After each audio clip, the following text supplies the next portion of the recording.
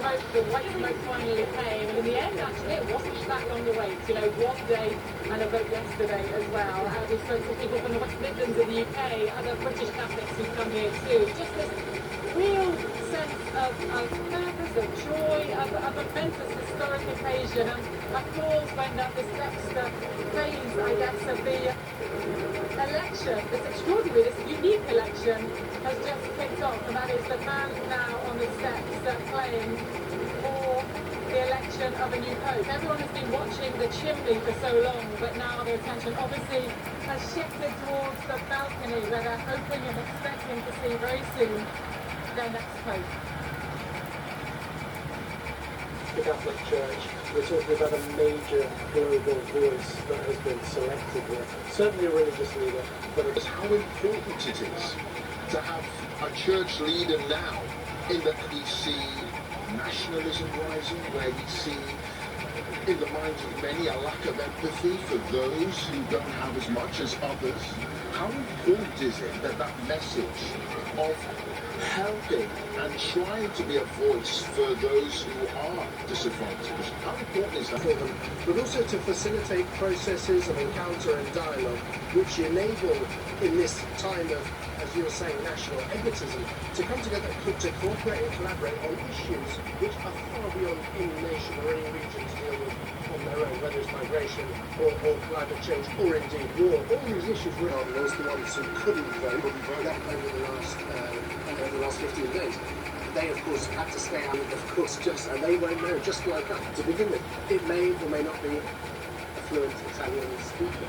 I remember John Paul II on the balcony, his Italian at that stage wasn't brilliant, and he made a few meaningless gift. Yes. And as I said earlier, the assumption is, well, or a refuge from it, we probably didn't like Francis because he started with this joy, this basic idea that humanity, is good. And so I think people wanted, if you like, a bit more of the stern kind of teacher of previous huge achievement. And I know the Cardinals will want to build on that. They don't want to lose that in this next pontificate. That's why it's fascinating to know who's in there right now, waiting to come out. But it also explains the speed as well, surely. That at least 2/3 have come to the... Dominic Margot to come out and make the announcement, and there he is. Let's listen in.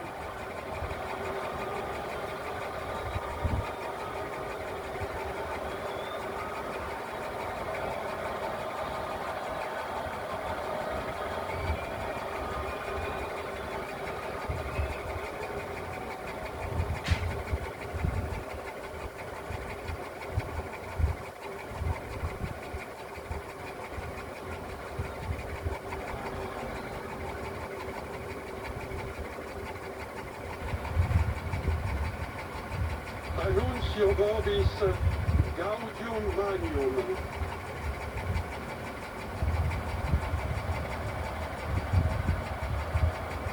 Habemus papam.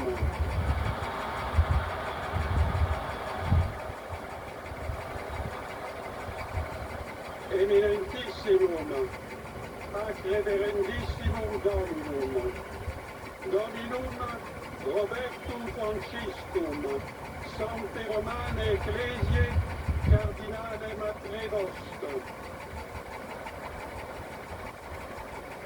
Qui sibi nomen incoduit Leonem XIV.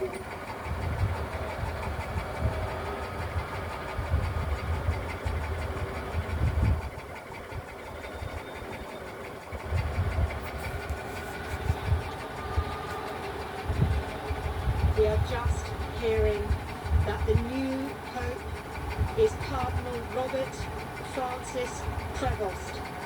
He is the first Pope to hail from America. He is the first American Pope.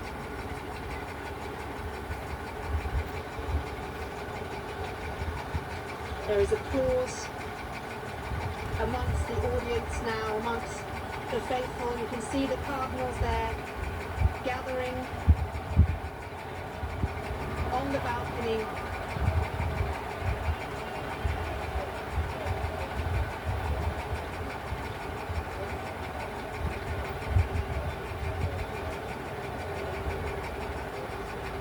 Robert Prevost was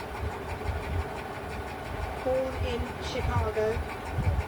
He has lived in Peru though for many, many years, so he's also a naturalized Peruvian citizen. But this is an historic moment for the Roman Catholic Church. He's a 69-year-old cardinal. He was appointed by Pope Francis in September 2023 from the Augustinian order. Many consider him a moderate, a balanced figure. He's known for his solid judgment, he's known for his capacity to listen. He's seen as having many of the qualities a pope needs. It's important to underline, though, that Robert Prevost, Cardinal Prevost, has spent much of his life outside the United States. He joined the Augustine order at the age of 27. He was then sent to study in Rome at that young age, at 27. Following that, he spent many years as a missionary in Peru before being made Archbishop in Chiclayo. He's visited orders all over the world. He speaks Spanish. He speaks Italian. As I mentioned earlier, he was created by Pope Francis in 2023. In 2023, Pope Francis made him prefect of the Vatican's Dicastery for bishops. Now, this role made him responsible for advising the Pope on picking new bishops around the world. So he was very close to the Pope. The Pope trusted him with this important job.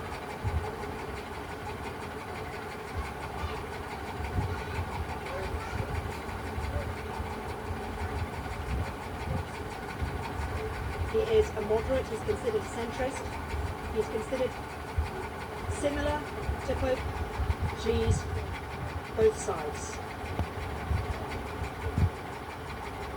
Let's bring Madeline back in. Madeline, thank you for staying with me.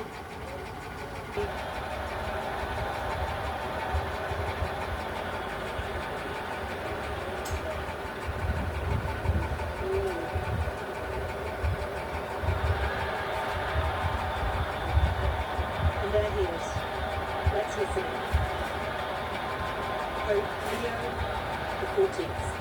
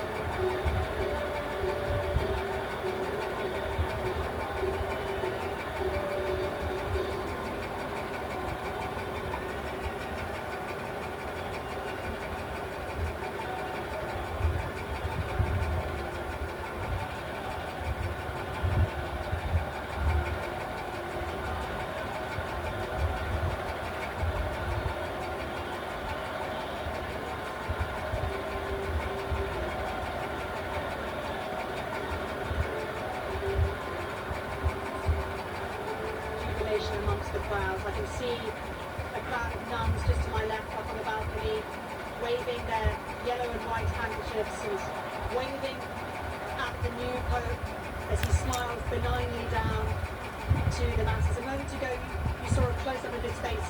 He truly looked like the weight of the emotions was sitting heavy in his heart. But he looks happy. He looks happy.